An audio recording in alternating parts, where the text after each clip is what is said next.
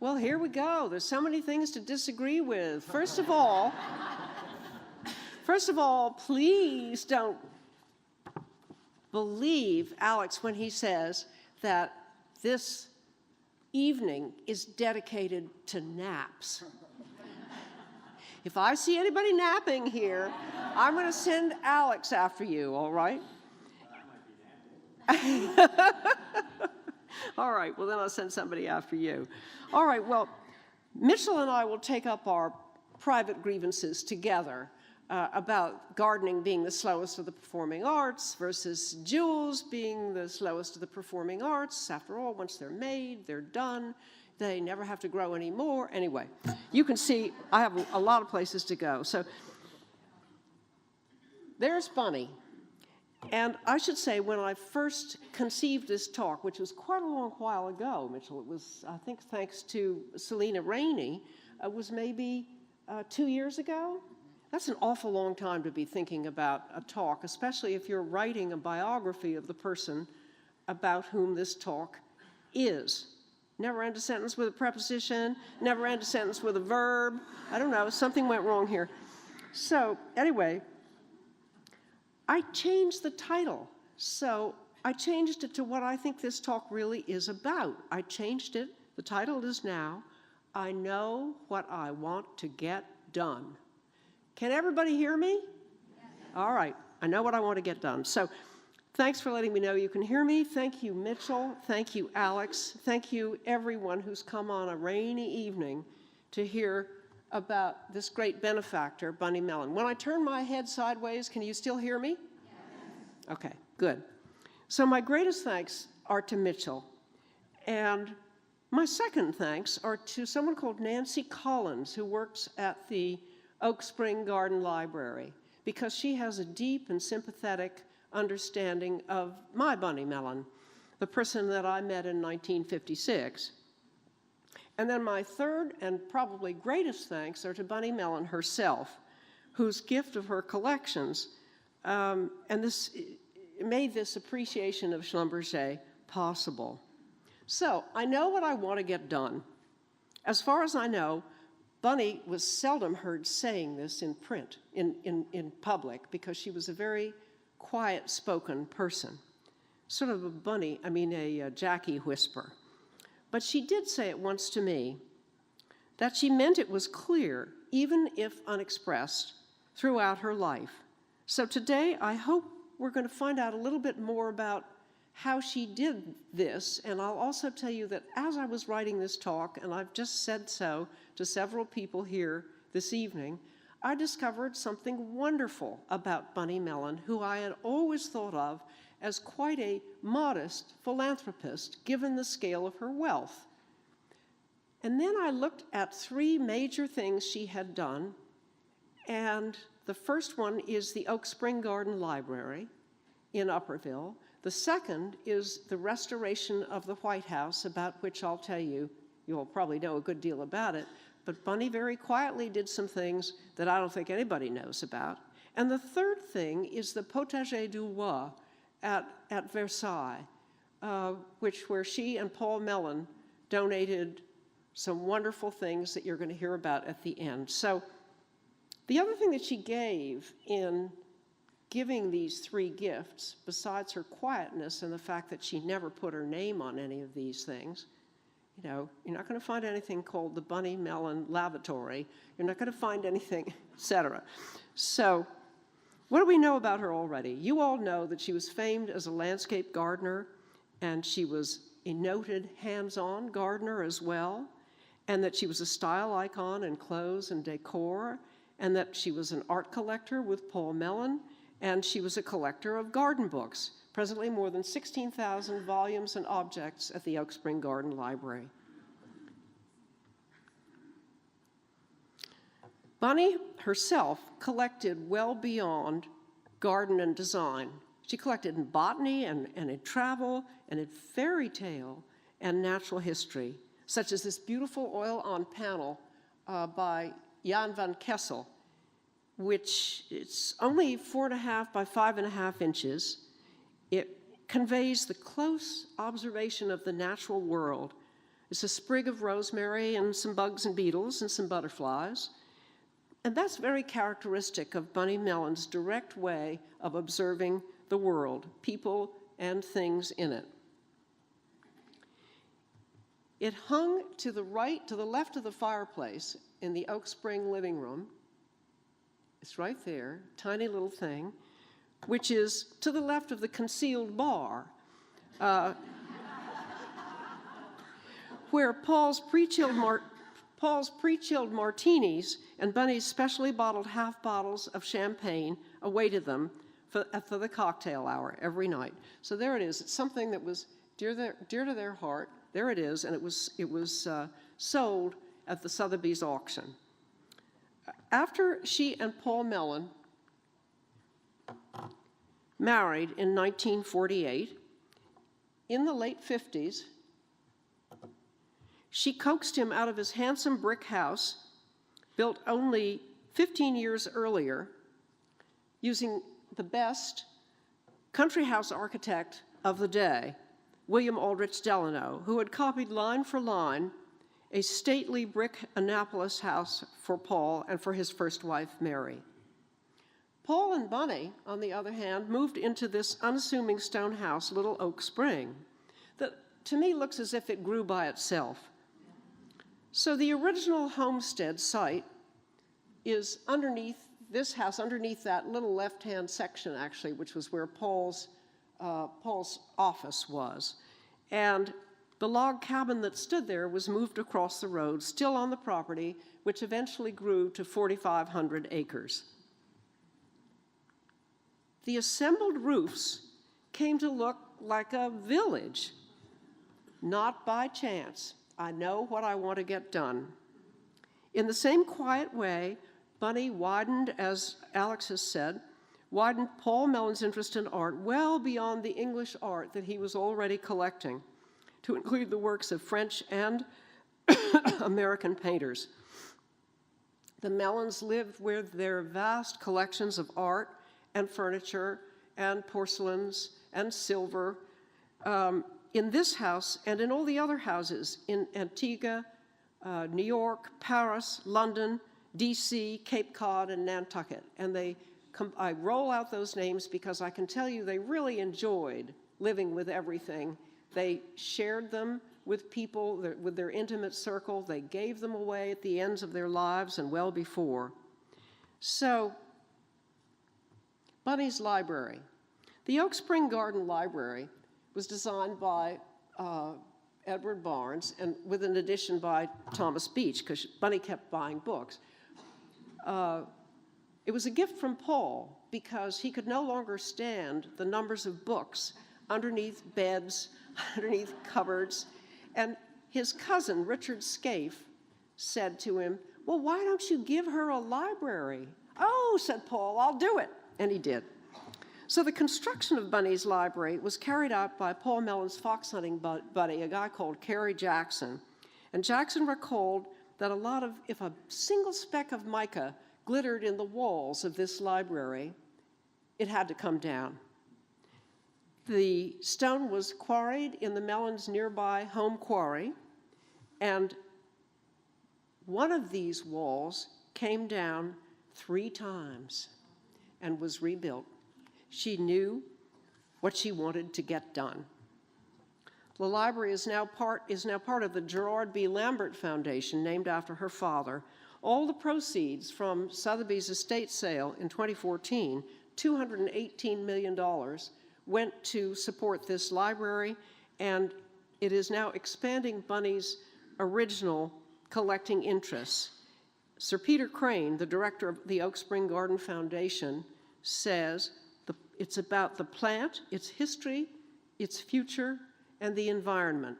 So you can see it was a small seed about garden books, about horticultural books, and it's now this enormous effort going out into the world.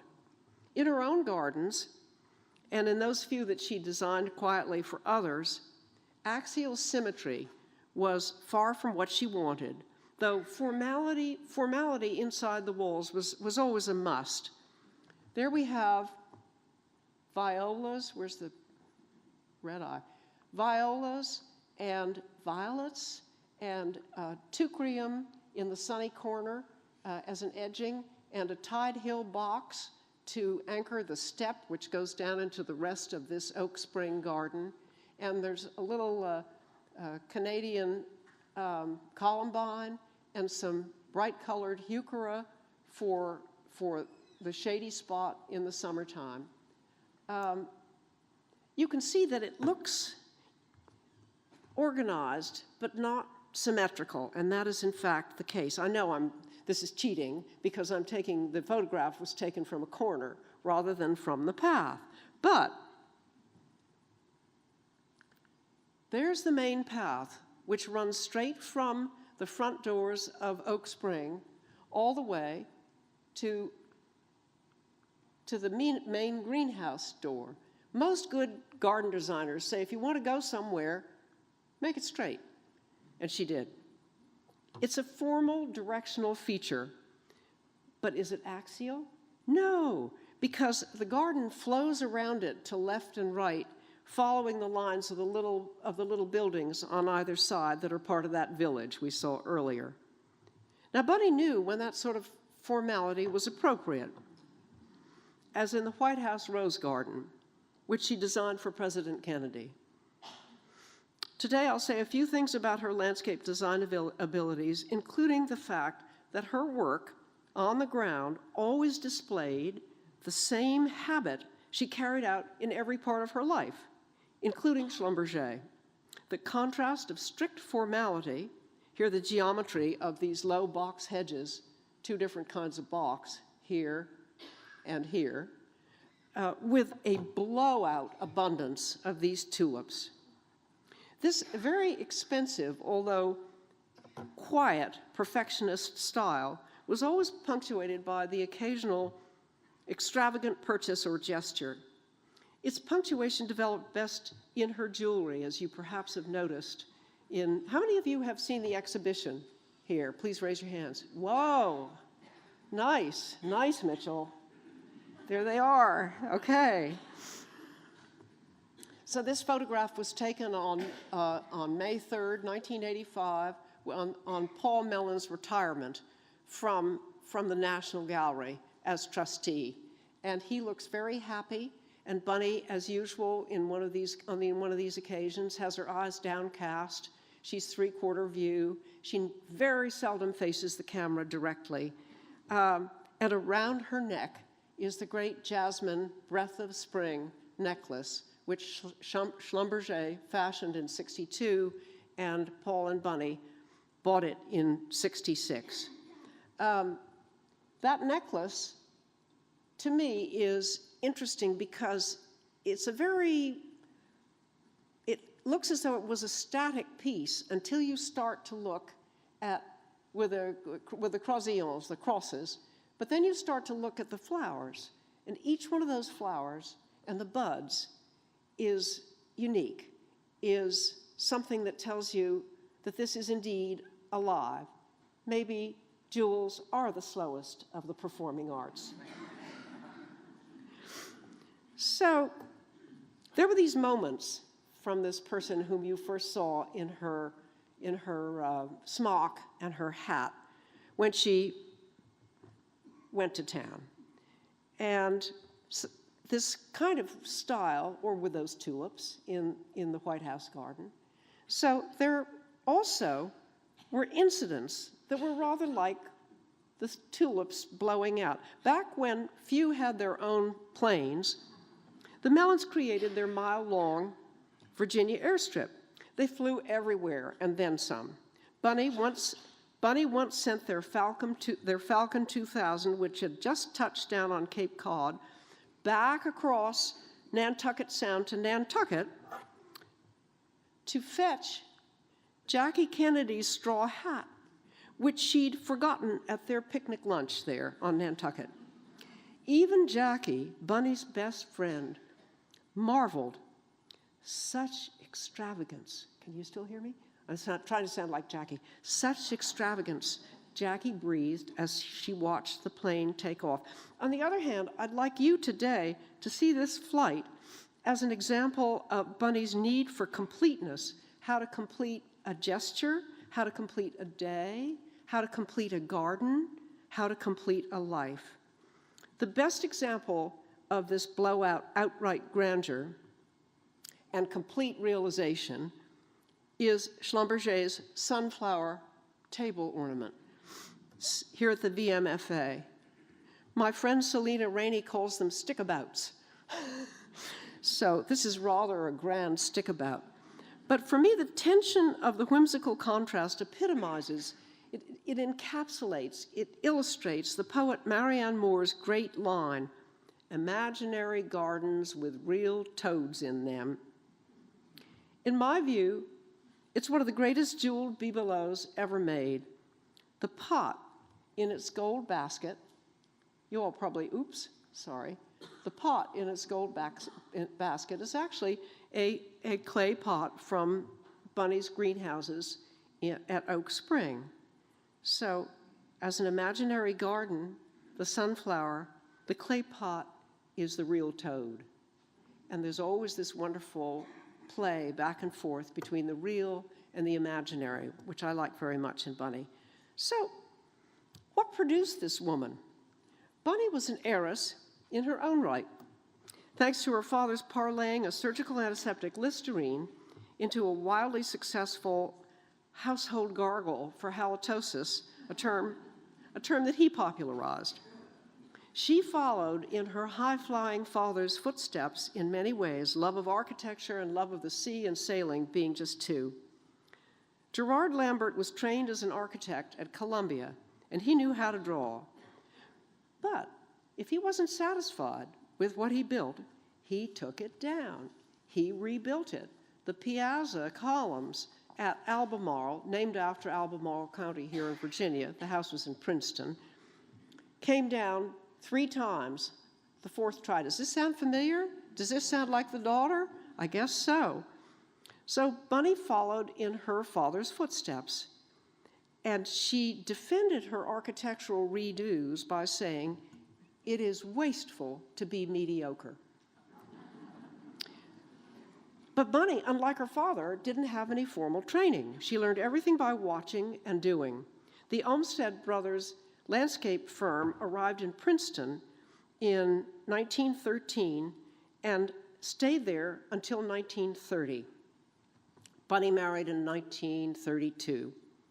The dedications of her 4 beautiful catalogs published by the Oak Spring Garden Library are one way to follow her through her life to see what she cared about most. Silva, here, was dedicated to her grandfather, Lowe. Pomona, about fruit trees, in 1990, was dedicated to Paul. Flora, 1997, was dedicated to Jackie Kennedy, and Herbaria, in 2009, the year after Eliza died, was dedicated to Eliza, her daughter. Bunny spent childhood summers in New Hampshire with her maternal grandfather, Arthur Houghton Lowe. Grandpa told her he loved her. Not so many people did when Bunny was a child, I have discovered. He wrote to her often. He commented on her handwriting, saying, "You can do better," and on her report cards, saying, "You couldn't do any better than this." And she sent them to him, to her grandfather, and he sent them back. So he was a great support. He also, why is it called Silva? It's because he took her out to the pastures of New Hampshire to plant hundreds of seedling trees. It was one of the first reforestation efforts in New England. He shared and encouraged her love for fairy tales. She collected fairy tales all her life, many of them illustrated by Arthur Rackham. How many of you know and love Arthur Rackham? Yeah, okay. Now, the powerful reach, and sometimes overreach, I must admit, as her biographer, of fairy tale was integral to Bunny's character. So she left childhood, and that's Miss Charlotte Haxel Noland, Haxel being a Richmond name, and Miss Charlotte was the founder of Foxcroft School in 1913, and that's where Bunny went. She went for 3 years, and she left at 19. the end of her formal education. For a woman with 8 houses on 3 continents over her lifetime, it's startling to see that Oak Spring, the place Bunny called home for 66 years, is only 8.5 miles from Foxcroft School. When she looked back at her life later, Bunny said, "I went to school with the children of the people who made America." Now, she did not mean George Washington. She meant the powerful industrialists of the 19th century. Not that she, well, anyway. The titans of coal and oil and steel and railroads and high finance and manufacturing. And Bunny herself, of course, was one of those children. Rachel Wynne Lambert finished her studies at Foxcroft, where young women were taught to ride horses. There's Miss Charlotte, who was a great side saddle rider, to sleep on outdoor porches, even in winter, to build their constitutions up, to become good volunteers in their communities, and most important, to make good marriages. So, in 1932, there's the lovely Stacy Lloyd in the middle, off to war. Bunny said, "I married the most beautiful playboy of Philadelphia." And he was more than just a playboy. He was a really charming, interesting, dedicated man, loved the horse, was dedicated to community affairs in Middleburg for part of his life, went down to St. Croix and did the improbable thing of raising cows in St. Croix. Anyway, I'll leave that behind. So they had a son, Stacy, also, and then his father went off to war in 1941, joining the OSS in England and rooming with, of all people, Paul Mellon, who had been his close friend in Virginia. Stacy and Bunny's second child, a daughter, was born when Stacy was abroad in 1942. When Stacy and Paul came home from the war, both their marriages were shaky, like many another in the post-war years. Mary died of asthma in 1946. Stacy and Bunny divorced in 1948, and a few months after the decree was finalized, Paul and Bunny married. They married on May 8th in 1948. I owe this beautiful slide, which I'll show you again and again, to Mitchell. Thank you, Mitchell. Married in the apartment of her old Foxcroft buddy, interior designer Sister Parrish. Paul Mellon, whom I knew fairly well as the father of my dear friend Eliza Lloyd, was also someone I knew later as just as a friend. And he was witty and he was fun, and I'm sure there are some of you here who doubtless remember him. But I'd like to say, what other billionaire, he was the richest man in America in the 50s and the 60s, would think to call his autobiography Reflections in a Silver Spoon? So he had a light touch, wrote light verse that to me make him easily the Ogden Nash of millionaires. Who was this strong, not to say opinionated, and yet whimsical woman who loved and wanted what a great fortune could give her, who could make fairy tales come true, who died at 103 in March 2014? What are some of the things we want to know about her relationship with others in her life? And I'm interested to tell you about who her friends were here today, and about her abilities as a designer and a gardener. She was as famous, as Mitchell has pointed out, for being a shadowy, inaccessible figure like this Seurat sketch, as she was for her unique style in many fields and for her fabled millions, and for the decisions that she made secretly to fund John Edwards' Mistress and Baby. This work, sold at Sotheby's in 2014, was a Christmas present from Paul to Bunny in 1956, a year that saw the end of some years of tough sledding in the Mellon marriage. The Seurat hung in the same corner as the Van Kessel, which you probably recognize by now. There it is, to the right of the bar, and above it is l'Arroseur, how do you translate arroseur? watering guy, hose man. So there's the woman holding a flower, a bouquet. And so what I said earlier about how much they like to live with the things they had, I think it's so true when you look at this pair of pictures. Over the living room fireplace was after Van Gogh's Green Wheat Fields at Auvers went to the National Gallery in 1913, was this marvelous Pizarro of thank you, Mitchell, Pizarro of a woman sitting in a field by herself, and behind her is a goat. It's extraordinary how many works Bunny collected depict solitary women. For Bunny, perhaps an identification with self. To me, these works represent how Bunny wanted to define herself differently from other women of her class and wealth.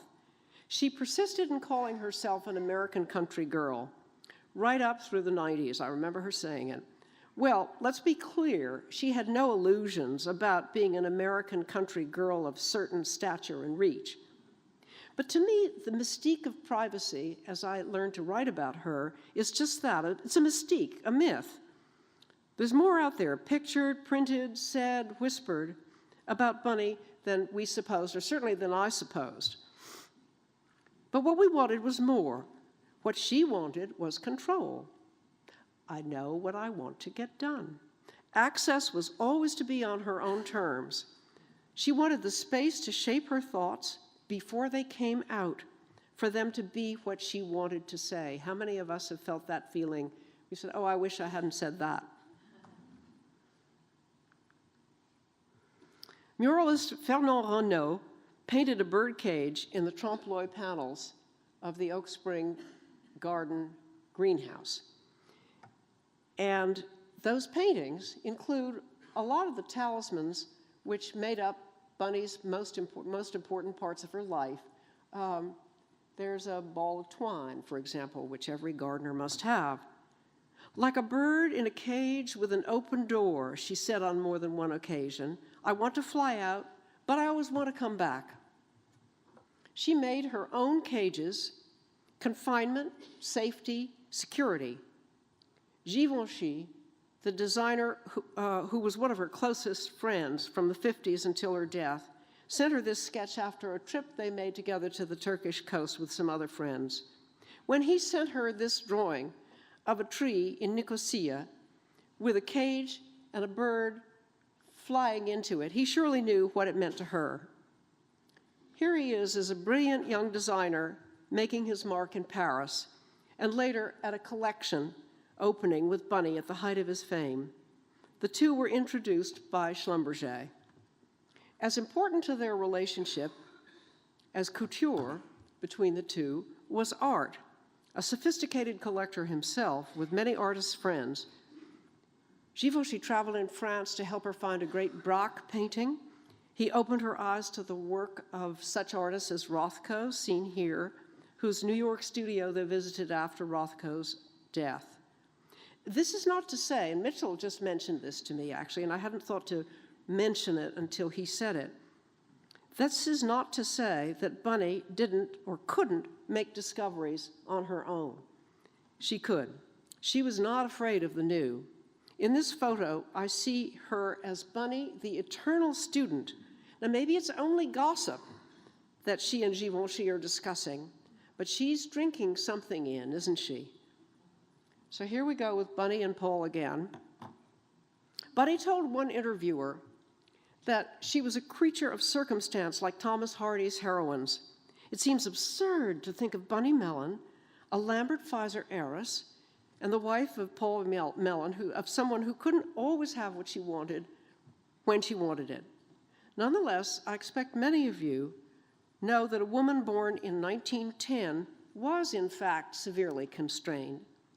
Bunny was familiar with the constraints, which included conventions such as asking your husband for all kinds of things, which means she was always asking Paul Mellon for money to cover large purchases, works of art, French clothes, rare books, and especially jewels.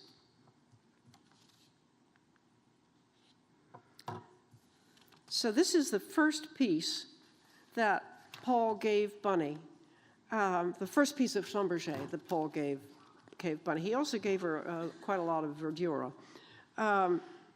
Describing his theory of design, Schlumberger said, "I try to make everything look as if it were growing, uneven, at random, organic, in motion." Bunny said the same thing. She preferred imperfect perfection. In both Bunny Mellon and Schlumberger, we find the visual intelligence of a certain subterranean kind. This photo of Schlumberger is in Bunny's hidden study upstairs at the Oak Spring Garden Library, right next to her desk. This is a pair of, you'll never see these butterfly bracelets look better than in this photograph. They have trembleuses, trembling butterflies, five on each one, right? Is that right? And they are 18-karat gold, platinum, diamonds, and colored stones, amethyst, peridot, and turquoise. But the real thing is that they shake when you wear them. Bunny was primarily a collector, as Mitchell said. She was not a fashion plate or a clothes horse. Sometimes I think the prodigal quantity of her orders from Schlumberger, especially in the 50s and 60s, were a way of collecting the man, Schlumberger. And his was a way of paying homage to her. This is my favorite photo of her walking on the Cape Cod, in the Cape Cod winds along the beach in Osterville.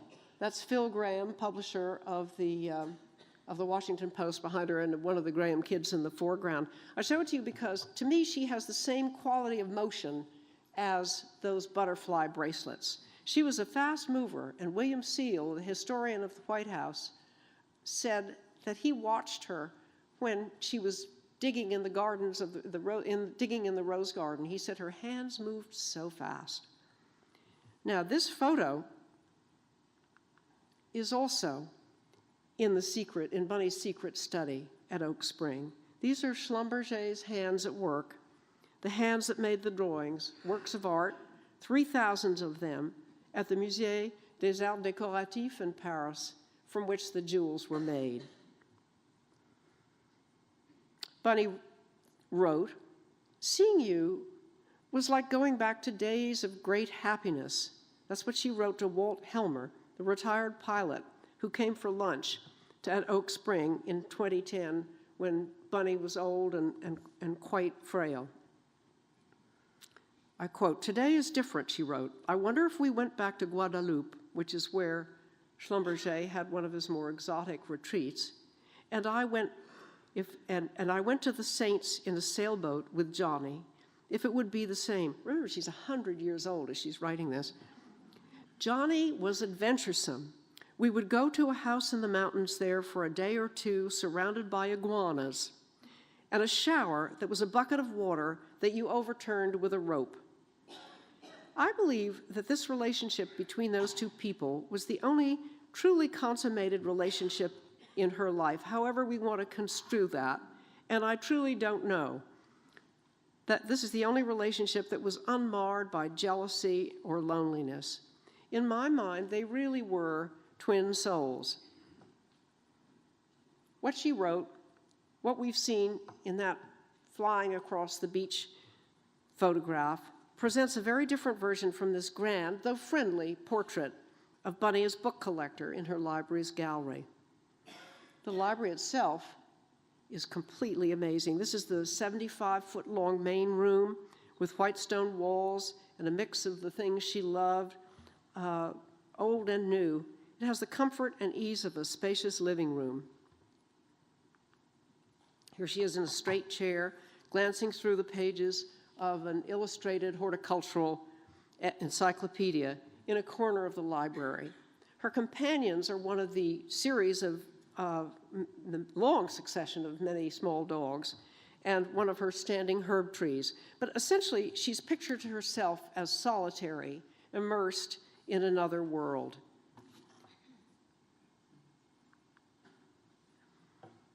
outside that library, as we looked at before, is the sunny garden of the enclosed garden of Oak Spring, as it was replanted in 2016. And it was replanted as per her lists.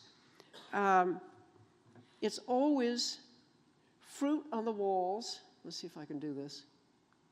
Well, fruit in the cordons. Those are the cordon apples, about knee height, newly installed just a year ago. And every row of, say, broccoli or of beans is planted where it was originally planted by Bunny Mellon, who kept fantastic lists and made great sketches. These are hers from the 30s of Shirley Poppy and Chinese delphinium. Now this is a plant list. It says greenhouse, first year, 1935-36. So that's when she was married to Stacy Lloyd. And I looked at it and I wondered, is this long a list? It's about, I mean, we all go crazy when we order from catalogs, but this long a list, I wonder if it was an index of her ambition. Perhaps she divorced Stacy because that marriage was not in line with what and who she was becoming. However, among the things she cared about that were buried with her were a small diamond horseshoe ring, gift of Stacy, along with Paul's wedding ring and Schlumberger's letters. The scope of her ambition is best expressed in the houses that she bought or created during the 51 years of her marriage to Paul. Now, I've said this before, but I'll say it again, that women of Bunny's class and type, badly educated at school, but with a desire to make something of themselves, staked out their territories, their areas of expertise. Bunny's was the garden, and they were fiercely ambitious. They needed money to succeed, and often the best way to get money was to marry it. Now, I've left that subject behind now, and I should say that before we look at too much of the minutiae of her planting, I want to say that she was also incredibly good at composing the larger landscape. She said in a wonderful series of notes that I hope to include in my book about how you make a garden, that the most important element is the horizon. Now, how many people have said that? Of course, you have to have a horizon to work with, but you can also sometimes make one. So, and notice that she made the increments of, from the horizon down, of forest to pasture to paddock with fences. She foregrounded trees from this window so that you felt like you weren't going to fall out of the second story onto the ground. And she also did what I think people often do, but not usually in such a rural landscape. She's differentiated the mowing. Here's the lawn, and there's the rough. So it's very sequential, this larger landscape. She had no lack of ambition in the larger landscape. Paul and Bunny's partnership was solidly based in a love of the land and of the farm, landscape and garden for her, and horses for him, and an agreement to lead quite separate lives, as if they were a European royal couple. But they paid immense attention to each other. There are hundreds of postcards and notes between them, mostly him to her. They paid attention to each other. Here you see more about the horizon. On Nantucket, it's just a utility house, but it's perfectly positioned to be seen from the house, just half of it. And she used this roof line everywhere. It is the roof line of Stubbs's famous rubbing down house, which is at the Yale Center for British Art. So here in the galleries at the VMFA, and kept at Oak Spring until her death, is a Van Gogh called Daisies, which some of you may have seen in Mitchell's marvelous show about flowers. To me, it's emblematic of a constructed persona that's very different from one that showily enjoyed being part of the world of great galas and balls in New York City and Paris. Oh, she did them all right. This shows Morella Agnelli, Truman Capote, and Bunny Mellon with unidentified man, poor guy, unidentified man, lunching at the restaurant Lafayette the day after Capote's famous black and white ball, November 30th, in 1966. How many of you know about Capote's black and white ball? Hands high, please. Oh, good. Okay, good enough. And here is what I think of as a bouquet of Bunny's counterparts, some friends, some frenemies. Each knew how to place, position, and model herself as she wished to be seen. And they were all very different from Bunny, as you can see from I didn't just pick these photographs because they particularly looked different from Bunny. I picked these photographs because there were scores of photographs of these women looking most of the time like this.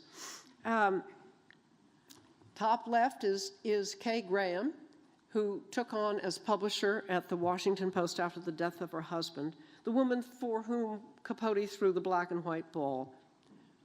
Then Morella Agnelli, from the old Italian aristocracy, just as Bunny Lambert was from the not quite so old American aristocracy. And she also married the biggest money around. She married Gianni Agnelli. My favorite of these all is Evangeline Bruce, the second wife of Ambassador David Bruce, who was also Paul Mellon's former brother-in-law. Bruce was the epitome of literary elegance, and she was also an authority on French history. Bunny was admiring, but also jealous of Evangeline's abilities and skills, but gave her this marvelous Schlumberger ruby cocktail ring. Babe Paley, here, was the queen of the New York swans that Capote wrote about in his tell-all tale, La Côte Basque, 1966, acknowledged as the most beautiful of all the women of New York, of this certain kind of woman. Bunny, as you've seen, Bunny was not beautiful. Then Pauline Potter, upper right, Pauline Potter of Baltimore, who snagged her Baron Philippe de Rothschild after years of being his mistress in the 40s. And in the 40s, Potter had worked for Hattie Carnegie, where Bunny bought much of her wardrobe before the Paris years. Potter, Bruce, Agnelli, and Paley were all Schlumberger clients. But according to a W article in 1977, nobody had, and I think Alex and Mitchell can probably confirm this, nobody had what Bunny had. So there we go.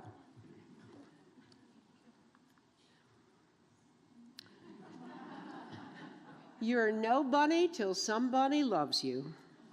A pillow motto sums up how most of her friends sometimes felt about her.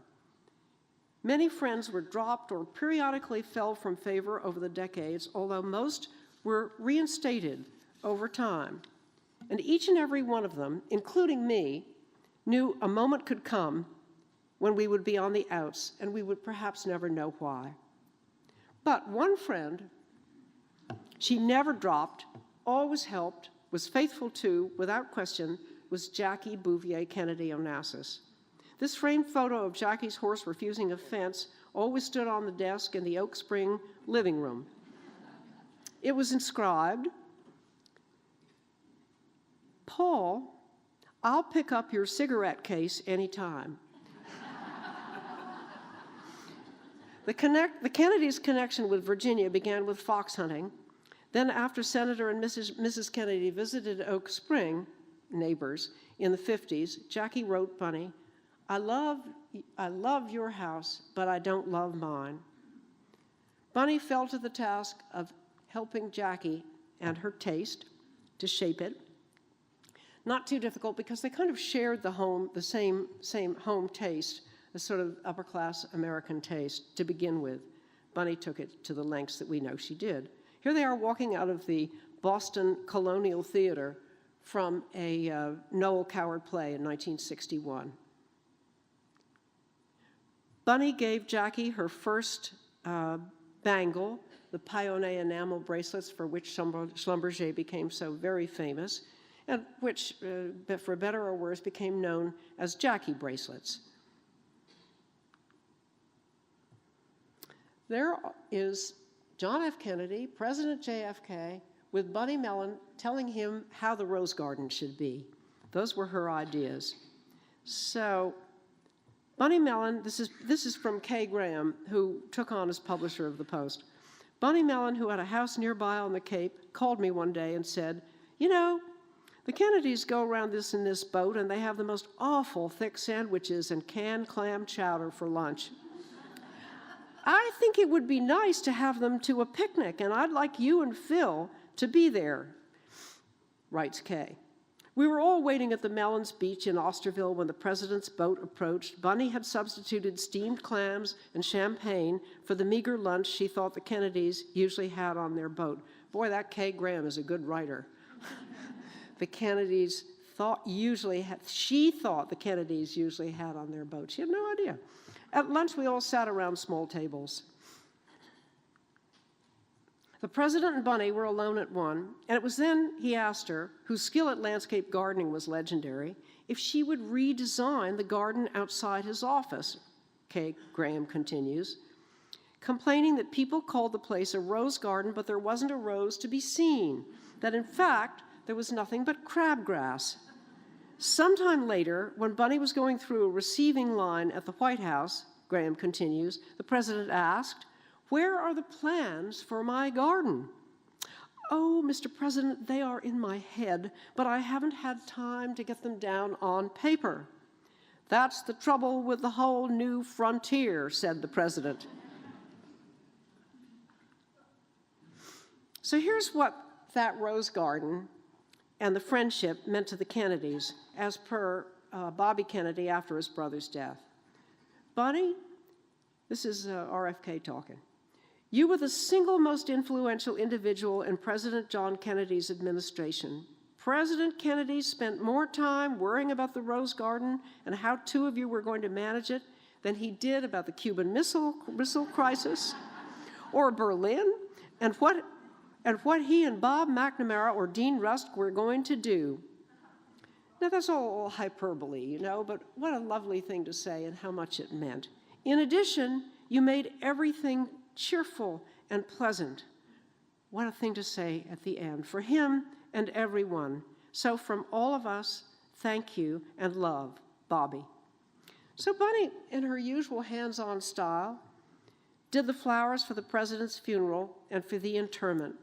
Always practical, she assisted with the design of the grave site and even reviewed the details of the fuel vents in the nozzle for the eternal flame, double-checking to make sure they wouldn't clog. That's practicality for you. Jackie had recruited Bunny for the White House Restoration Committee, which gave what the two called America's, that's what they called the White House, they called it America's Country House. They gave it the history it deserved at last, in my view and the view of many. Not content with what she'd done, the Mellons donated their great Rembrandt Peale portrait of Jefferson. Bunny also gave 200 gold chairs to replace the lugubrious brown ones for large-scale entertainments. And her own upholsterer was quietly installed on the top floor of the White House for a year. On a more personal note, those are the Kennedy children after the death of their father as they were growing up at the Cape with Bunny in Osterville, and they're learning to fly a kite, and they're sitting around having a picnic lunch in the beach house there. So the most enduring evidence of Jackie and Bunny's friendship to me is paradoxically also the most ephemeral, flowers. The low table settings were new in the White House in those years, as were the vermeil baskets that Bunny ordered from Cartier, which are still in use at the White House today. A direct connection can be traced between the informality that Bunny brought to the White House flowers and floral arrangements and the great busk-art still life of variegated tulips. Only, again, it's a tiny painting, 6.5 by 8.5 inches, that she and Paul bought in 1948, the year they married. In the front hall at Oak Spring, every visitor was greeted with an overflowing sense of relaxation and perfume. The lilies in that container are completely marvelous, I think, and there's a lot of foliage, too. Paul and Bunny each gathered a court that was invited to their various houses. Paul's retinue was mostly art and museum counselors, horsemen and breeders, and old college friends. So, did I skip one here? No, I didn't. So, as the newspapers screamed, "A 101-year-old donor has a crush on Edwards," the news was out. Mrs. Mellon had given $725,000 under the table for personal expenses, in addition to the $3.5 million she had donated to the campaign. Now, some think Bunny Mellon was taken advantage of. Others, like me, think she was foolish, but not unaware. This is the woman who, in her 90s, said, "I want to make a president," and set about doing it. "I know what I want to get done." Seen from a historian's viewpoint, and given the different standard of privacy for anyone born in pre-electronic times, what Bunny did wasn't different from many political strategies and events we are going through today. I make no more comment than that. But Bunny had sat on Coolidge's lap as a child. She had worked for Wendell Willkie's campaign. She had been a friend to Jackie and all the Kennedys. Why not Edwards, seen as someone who cared about the other America, as he said he did? And at the time, he had a respectable war chest and a respectable following. Bunny was never taken to court. She was instead identified as an unidentified co-conspirator.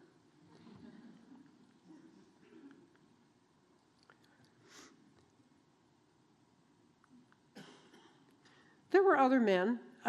Here is Akko van Acker, who was a friend and a neighbor from Paris. He's at Oak Spring. But I think her best friend always, and they knew they were best friends, was Paul Mellon. And that's his fax of 1996, 3 years before he died. "The doggies and I miss you at this hour, 7:30. There's the martini. Hurry on home." And how does he sign it? This is a funny man. He signs it, "Status quo."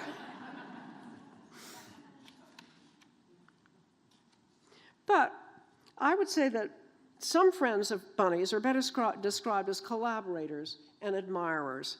Professionally, her greatest accolade, I think, despite her many official awards, came from I.M. Pei, who designed the East Wing of the National Gallery and the JFK Presidential Library. Pei told decorator Billy Baldwin that, quote, "She's the greatest landscape," this is I.M. Pei talking, "she's the greatest landscape gardener and architect in this country.